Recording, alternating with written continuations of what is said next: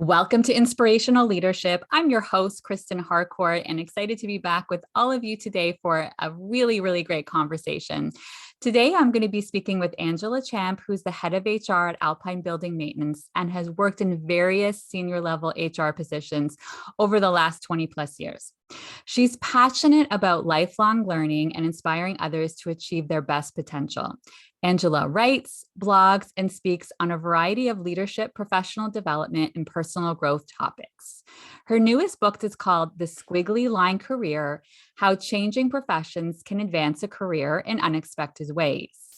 Angela is an advocate of advancing women in the workforce, founding the ICBC Women's Network, which ran for 10 years, and is currently the president of Lean In Vancouver Network. Welcome to the show, Angela. Thank you so much. I'm really excited to have this conversation with you today. So what I also want to add to the bio that I wanted to say once I introduce you is Angela is one of those people, everyone who has listened to this podcast before knows that I'm always about lifting others, helping others rise. And I just want to give Angela a shout out in that she does this so beautifully. She is someone who is always happy, excited to celebrate others and help them rise, and really emulates that in everything she does. Oh, very kind words. Thank you so much for saying that. So, Angela, I always like to give our guests right from the beginning an opportunity to share a little bit more about your story, what got you to where you are now. And you can start anywhere. Sometimes people start back when they were the 3-year-old. Some people start later in their school and education, but wherever you want to start in terms of, what are some of those milestones on your journey that got you to where you are today? Sure. I'll kind of start not as a 3-year-old, but maybe as a teenager, which is, actually even as a kid, I've always had a satiable curiosity about everything. And I think coupled with a slightly short attention span, it means that I've always gotten involved in a lot of things. I've always tried out for different clubs or tried different hobbies. As a kid, I've never been shy to explore my interests, and I read a lot of books, and so I often will explore different worlds that way. And that segued into adulthood when I decided that I didn't want to just settle on one career. Actually, to be perfectly honest, I thought I was going to be a lawyer. And so I completed an undergraduate degree in political science, and then I wrote my LSAT because, of course, that's what political science grads do. They go into law school. And well, fortunately or unfortunately, depending on your view outlook, I didn't get accepted to law school, which shocked me. I thought, of course, I'm going to go to law school. That was my plan. But maybe that was a bit of a blessing in disguise. And what it did was it allowed me to explore all sorts of different careers, try different things. And for a really long time, right up until about my mid 30s, I always had 2 jobs. I had a day job, and I started at ICBC right out of university. So that was my day job for 11 years, doing 6 different roles over 11 years. But I always had a night job, and I was everything from a bookseller at Chapters. I was a camera person at a TV cable network. I was a server at a restaurant. I've just done all sorts of things as a secondary job, and so that allowed me to explore different skills and learn. But one thing that I realized is that everything I did in my career is that there was a commonality, even though the work wasn't identical, and we weren't the same. There was a commonality, and that was anytime I had a chance to mentor somebody, to coach, to influence, whether that was influence the direction of a company or a department or a decision, and to network and to do some speaking, because I love public speaking. Every single one of my jobs had some sort of element there, and there was a common thread in that. And as I got further into my career, I started to more deliberately explore careers or jobs that allowed me to do that much more fully. Because everybody has something in their job that they love and something that they don't love. And so my goal is to try and fill my job with more of what I love and less of what I don't love. So that's Yes. kind of how I ended up where I am today. Yes, I love that. You are multi-passionate. And I think a lot of people are multi-passionate and almost feel like, oh, they're supposed to have the job. And I love what you're saying, because I think it's even giving permission to people that are hearing that that doesn't mean that you're not committing and not focused. It just means you're someone who's experimenting, exploring. There's lots of different things that get you excited and that you're passionate about. It almost feels like it would be limiting you to not allow yourself that space to be able to try and be with different people, and the extrovert that you are and the networker that you are, getting to be having all of that relationship building, that you're getting that opportunity in those different areas where you're working. That's so true. And if you think about the 60s, 70s, and 80s, people stayed with one company or one job for 20 years because that was the way that they went up the ladder in order to become the vice president, the CFO, the CEO. You needed to be at that company working your way from the bottom up. And then things changed in the starting in the late 90s and in the early 2000s. There was less job security. People were less willing to stay in a job for 20 years in order to pay their dues. And so you found that there's been a shift. And so I don't think that you need to be committed to just one job for 30 years in order to achieve your life goals. There's lots of different paths. There's nothing wrong with, actually, by the way, staying 30 years in the job if you love it. If you're still continuing to grow, continuing to learn, but you don't have to stay somewhere for 20 and 30 years in order to have a fulfilling career. And that's really what I'm all about too. Yeah, yeah, I agree completely. And it seems to me that that might be part of the catalyst for writing the squiggly line career, which I love, because I'm always saying to people in my coaching, I'm like, it's not linear. We're going to zig, we're going to zag, we're going to go in all of those different directions. So what made you, what was when you're starting to write a book and birth a book baby, there's usually a fire in you that wants to get out and be able to express this. So what was it in you that really made you want to write this book? So this is my second book, and the fire, the catalyst that created this was, first of all, about, I want to say 15 years ago, maybe a little less than that. I wrote a blog post, actually, an article on LinkedIn about the squiggly line career, encouraging people to think beyond just their job title and that linear path, to think about themselves in terms of skills and knowledge, and not just the job and the tasks that they do, in order to embrace a more fulfilling career. And that blog post had so many, I don't want to say it went viral, but it had so much engagement. I was actually quite surprised by the reaction. And what I realized was people were really hungry for that message, almost, I want to say, permission to be able to consider themselves in terms of transferable skills and not just have to follow a linear path. So ever since that blog post, I kind of had it in the back of my mind, and I did a lot of keynote talks and presentations to human resources professionals about the concept of the squiggly line career. But in about January 2020, I thought, maybe that this is the year that I'm going to write the book about the squiggly line career, not just talk about it, not just have an article about it. And sure enough, what happened was March 2020, the pandemic hit. Everybody went into lockdown. A lot of people lost their jobs. A lot of people decided to leave their jobs because they were doing a lot of reflecting and deciding whether this is the life they wanted. And so while I was writing this book for, starting to be initially as a different reason in January 2020, by March 2020, or by April 2020, I realized people were hungry for this message because they were in the state of flux. Companies had shut down, jobs had become redundant, people weren't sure if they were going to be able to go back. We were starting to work from home, those jobs that weren't frontline. And so the timing just seemed really perfect to get that message out there, that as a candidate or as a job seeker, really think about yourself in terms of competencies and transferable skills, and not a linear job title. And for hiring managers and recruiters who were struggling to find candidates in what was becoming a candidates market or a shrunken candidate pool, how do you expand your talent pool so that you can find people that can actually do the job you want, not people who have the job title that you think you need? And so really that was a catalyst and the timing of it was perfect for the book. Yeah, yeah. And so this is something I've also talked to about for a long time. So I love that we're getting to have this conversation from two perspectives. So I definitely want to spend some time talking about the individual and where they might struggle, because they're like, yeah, okay, well, I have these transferable skills. And I even think about some of my coaching clients who are doing this too. And some of it's helping them recognize there's going to be some experimenting and exploring.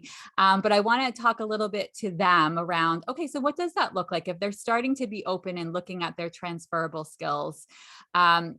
What do they do? Like, what does that look like for actually going out there and applying for positions? What are some tactical actions you would suggest for them? And then I want to talk a little bit around what happens in the organizations, because I think that they miss out a lot of companies on some amazing talents because they're staying in this box.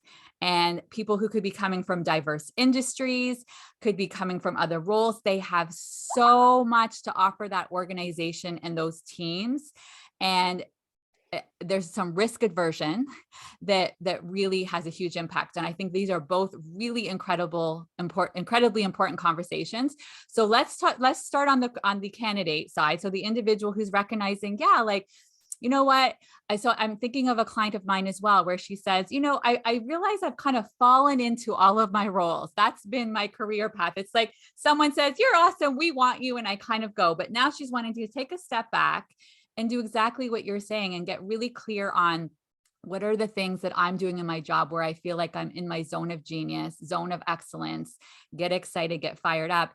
And then, okay, I'm starting to recognize that now. How do I translate that to some roles that I can apply for? So the book is full of several of exercises, interactive exercises that a job seeker can complete to come to that answer. But I'm going to give you one specific example using your client. So the first thing I would recommend for her is to literally list out, draw, take a piece of paper and draw in the middle a circle, and in it write my perfect role. You don't know what that is yet, but you're writing my perfect role. And from there, start drawing lines out with every job that you've held. So a line and a circle, kind of if you think like a hub and spoke or a flower, if you will, depending on your outlook in life. And so you draw a line and a circle with that job, every job that you've had. And for her, maybe she wants to think about what jobs has she been tapped for?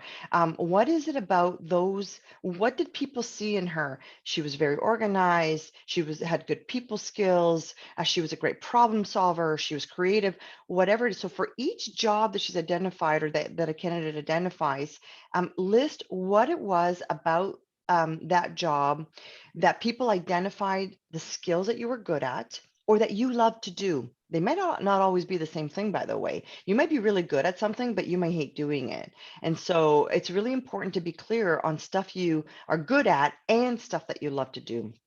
And so really write out, what was it that people identified? Like I said, oh, you're so creative. I think you would be great in marketing, or I think you would be a good problem solver with our clients. So really write out what it was that people saw in her and what she loved to do.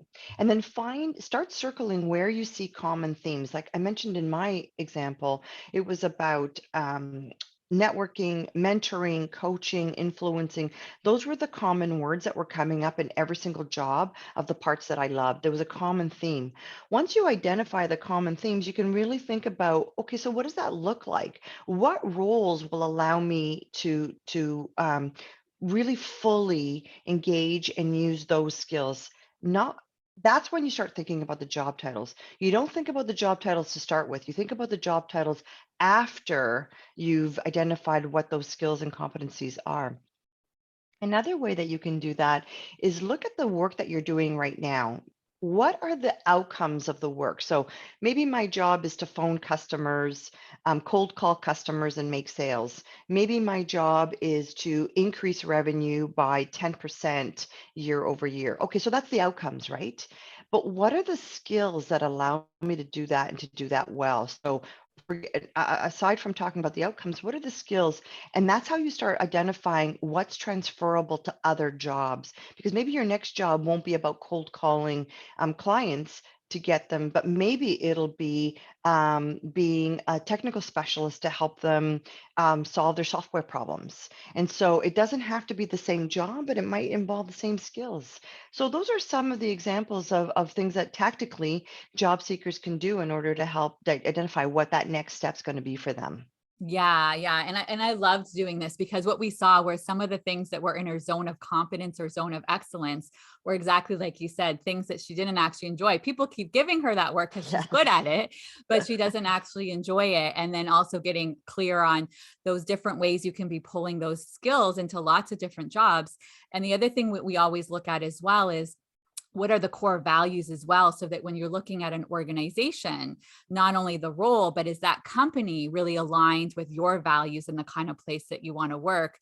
I know for you and I and the people that I work with, they want to work for people first organizations, where That's right. there's those values are strongly held up in everything that they do. That's right. And Yeah, if that's yeah. something that's important to you as a candidate, that's what you need to be looking out for. Yeah, yeah. And I say all the time, you're interviewing the company just as much as the company's interviewing you to see is there going to be that cultural fit, and a place where you can use your gifts and talents. It's going to be supported and encouraged. Amazing. So let's look at it from the organization's perspective for a second, because I can talk to you about a lot of candidates that I think the organizations really, really lost out on some top talents because, like I was saying, trying to stay in this box Yes. and wanting someone that was just like the person before who was in that exact role. So HR might be listening to this interview right now. A hiring manager might be listening to this. A CEO might be listening to this. What kind of advice do you want to give them in terms of these transferable skills and shifting their mindset? Oh my goodness, Kristen, this is the area where organizations can have the greatest impact and really move the needle for themselves in terms of being able to find great candidates and expand their talent pool. The reality is that everybody wants to do work that is, take the easier path because everyone's busy. You haven't got time. You haven't got time to maybe be, you're looking at that resume, you're spending 6 seconds looking at it. You haven't got time to really uh, do a deep dive. But here's where they lose out because if all you're doing is looking at past job titles and you're not looking at past outcomes and competencies, you are losing out. You're losing out on that candidate who maybe doesn't have the university degree or doesn't have the university degree from the university that you typically hire from. If you're always hiring from Laval, you're never going to find the person that graduated from the U of Saskatchewan that's perfect for it, right? Or if you're always hiring somebody with a university degree. So first of all, I say to organizations, hiring managers, recruiters, really have a look at your job descriptions and challenge what's on there. Do you need 10 years of experience? Why not 3? Why not 5? With the way that the world is evolving, a lot of knowledge is becoming obsolete very quickly because new platforms are being developed, new applications, new software, new knowledge, new research. So if you're hiring somebody with 10 years experience in one particular discipline, are they actually current and up to date? Have they been? So that's the first thing is, does this person keep learning? Are they keeping up to date? Or are you hiring somebody with 1 year experience that's been repeated 9 times? And so really challenge what's on your job description. Do you need a university degree, or is it something about the university degree that you want? Now, to be saying that, I don't want to go to a dentist who has never gone to dentistry school, right? Like, let's just be honest here. And you probably need to understand how to read a financial statement to be a CFO. But for about 80% of the jobs that aren't discipline specific, you don't need, I mean, I'm a political science grad and I'm the head of HR, right? I didn't need to have an HR degree. I probably didn't even need to have a poli-sci degree, right? Because it's about a set of skills. So look at your job descriptions and really challenge every single thing out there. Secondly, think about the work and post it in terms of the outcomes, not the job responsibilities. So if you're looking at a salesperson role, let's say using that as an example, rather than saying you need 10 years of sales experience in business to business, which might be what the person's doing, really look at, is the person articulate? Is the person persuasive? Have they been able to do that So for example, have they been a head of a volunteer organization where they had to corral 100 volunteers to do work that lots of people don't want to do? That's persuasion, right? That's convincing people to do what they might not want to do. And so really think about it in terms of outcomes and not just in terms of job titles. The other thing is that when an organization is really specific about the 5 years or 10 years worth of experience in the exact same job title, what they forget is that person's going to come over to you doing the work exactly the way they were doing it at their old organization. And if that's what you want, if you want to embed somebody else's processes and culture into yours, that's a great way to do it. But if you're looking for somebody to do it your way, you probably don't want somebody who's so used to doing it a different way that they're not going to be coachable. And so are they coachable? Are they learning agile? Can they do the job? Can they demonstrate through their volunteer work, through sports, through schooling, through other tasks that they have the competencies to reach the outcomes you're looking for and not just have the job titles that you think you want? Yeah, I think this is where there's such an opportunity for organizations, and it's really a gap that I see quite often. And I don't want to say it's not just for hiring managers, it's coming from HR and it's coming from hiring managers because they have to be the ones who are also creating the business case and helping them think outside of the box and saying, yeah, we need to be looking at these things. It's interesting because even as you're talking about this, when I worked in the assessment tool world and used lots of different assessments with organizations, these are the things they were looking for in the candidates all the time too. Like they wanted to see, do they have those behaviors? Are they going to be someone who Yeah, naturally persuades, who can build influence, who builds right. relationships easily, who knows how to collaborate and work with others, all of these different things. And I think if there's more emphasis on this and asking more of those questions, and I can agree with you more in terms of the university degree. And I've seen it even in other ways they've held themselves back where it has to be this specific master's program or this specific MBA. To again their detriment because that individual brings so much diversity and learning. Now, if I start to see for the last 15 years, they've done nothing to take initiative or Right. do anything to learn, okay, now I'm concerned. We see a pattern, but that's Yes. very different than being so married and so focused on this particular degree from this particular university. I feel like it's what we see too often in organizations where we're seeing more checkbox exercises as Yes. opposed to really having valuable reasons for why they're doing it. And again, we do the checkbox exercises because that's the easiest path. We're all busy. And that's where you need to have, as a recruiter, as an HR professional, as a hiring manager, you need to make that mind shift about how you're going to do it because it is going to take a little bit more time until you get used to doing it that way. And I do want to say, I'm not against university degrees. Hey, I'm somebody who has an undergrad, I have a master's, and I have two certificates and a diploma in adult education. So I'm actually a huge proponent of lifelong learning and schooling. Having said that, there's lots of reasons why people don't.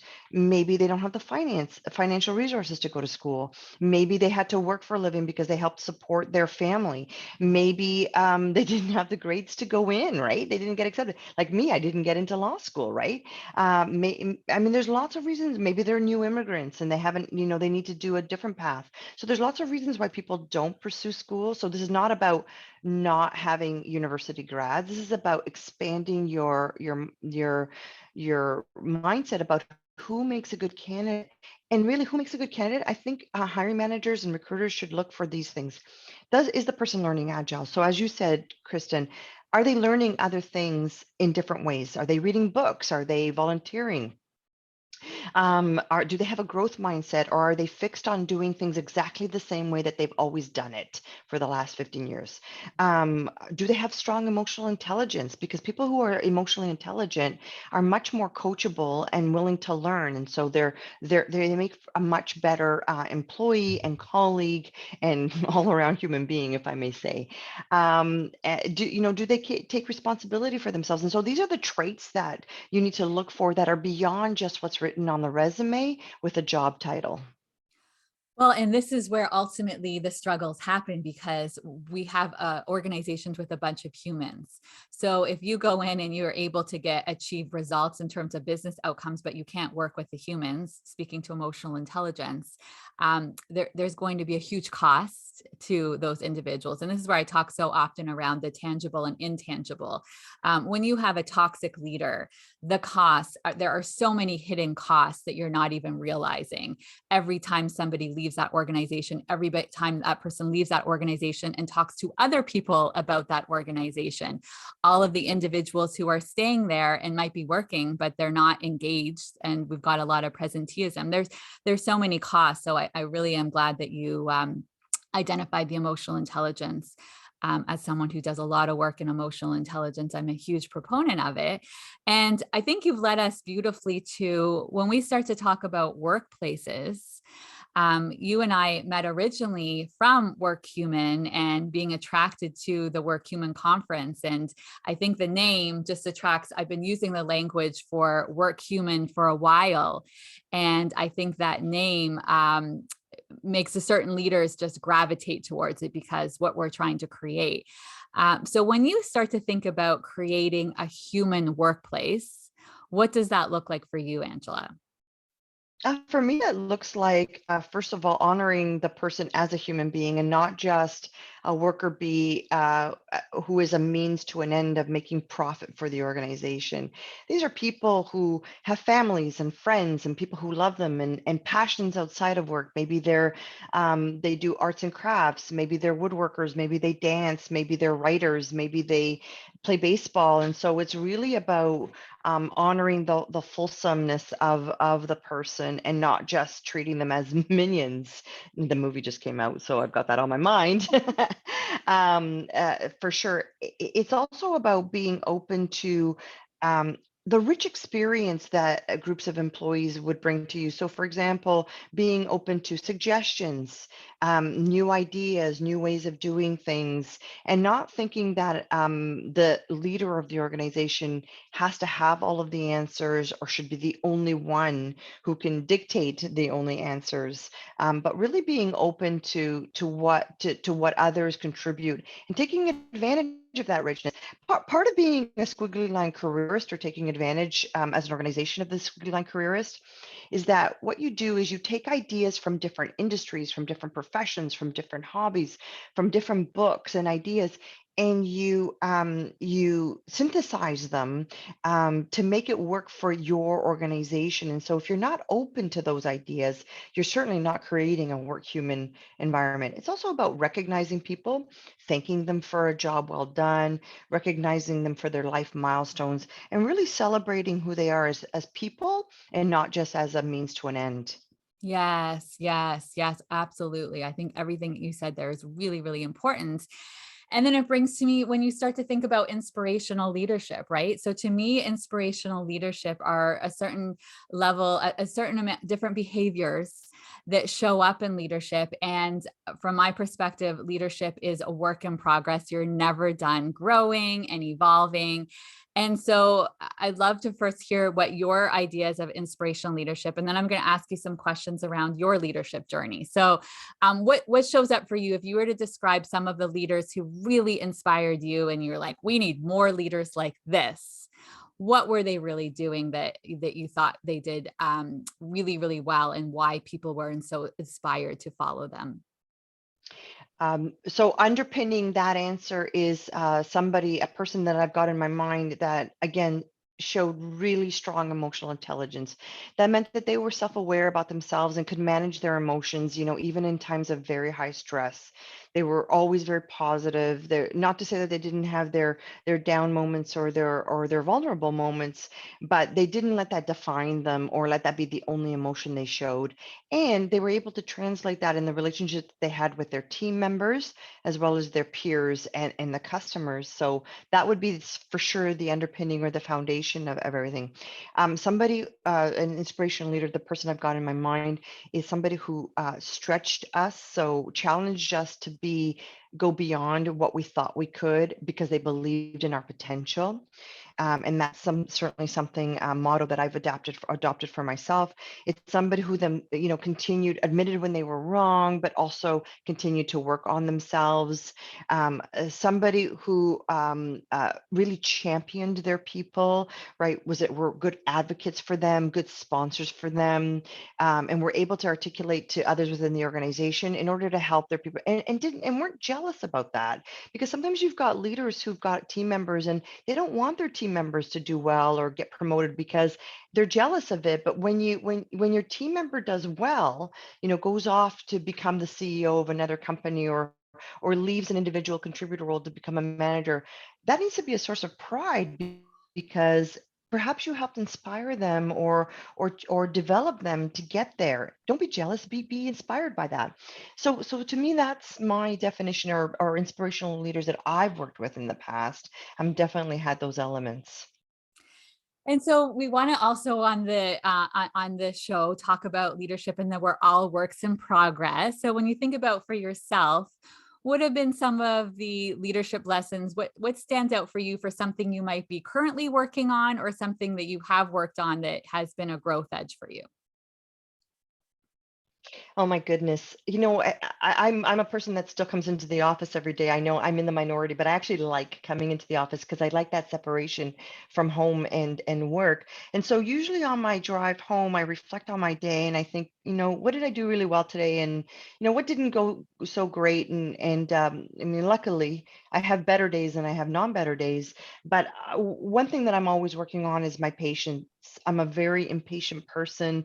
I've jammed a lot of life into a short time so far, and I figure I've got 40 or so years left. So I want to make sure that I'm maximizing that. So I'm very impatient to get things done, to get through things, and sometimes I find that from a leadership perspective, that impatience can come out and show in how I'm that sense of urgency. So on the days when I'm saying, "Oh, you could have done this better," is maybe I could have been a little bit more patient. For sure, that's one thing that I'm always continually working on with myself. If I haven't had a good laugh, if I'm not laughing enough, like having fun, that's something that I'm trying to, like, don't take yourself so seriously, Angela. Like, just like be less serious about yourself. And so really trying to inject fun into my work and into myself, and not taking myself seriously. That's something that I sometimes have to work on. And from a more practical and tactical point of view, as I mentioned earlier, the world is evolving. Everything is changing so fast. And it's really about staying current in trends in human resources, staying current in trends in business, in what's happening globally, how the political environment is affecting my work, how the economic environment is affecting my work, and really staying on top of that. And so that's something that I work on myself all the time. Yes, yes. I think even just acknowledging it and saying it out loud, and just like we're all works in progress, and that's the opportunity. Um, I always like to give my guests an opportunity as we start to finish off this conversation, whatever is showing up for you as a final thought that you'd like to leave with the audience. My final thought with the audience is, don't be afraid to explore your interests.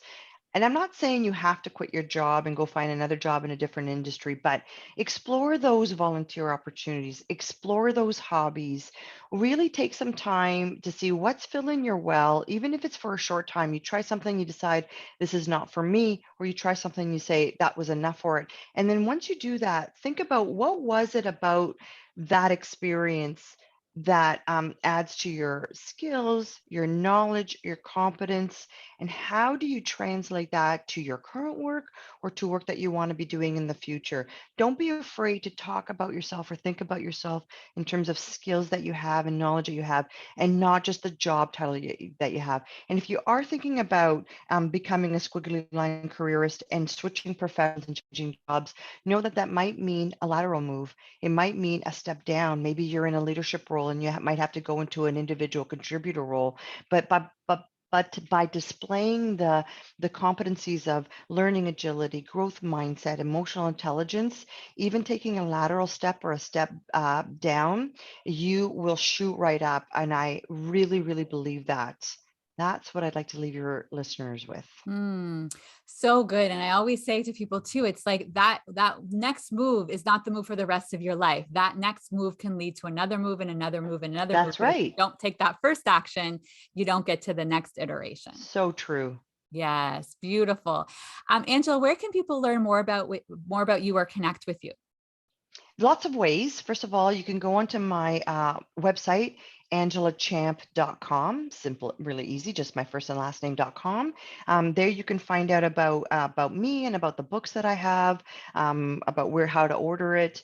You can connect with me on LinkedIn. I'm on LinkedIn, on Twitter at Angela_champ, or through lots of different podcasts like yours. Love to hear from your listeners, and would love it if all of your listeners checked out a copy of The Squiggly Line Career, and let me know how that might have helped shape their next career move. Wonderful. Angela, thank you so much for being here today. Thank you for having me. I always love talking to you, Kristen. You are such a light and a delight and really inspirational to so many people. Thank you. I'm very honored to be here today. I'm receiving that fully. And for everybody, wherever you are in the world, good morning, good afternoon, good evening. We're sending tons of love. Bye-bye. Bye.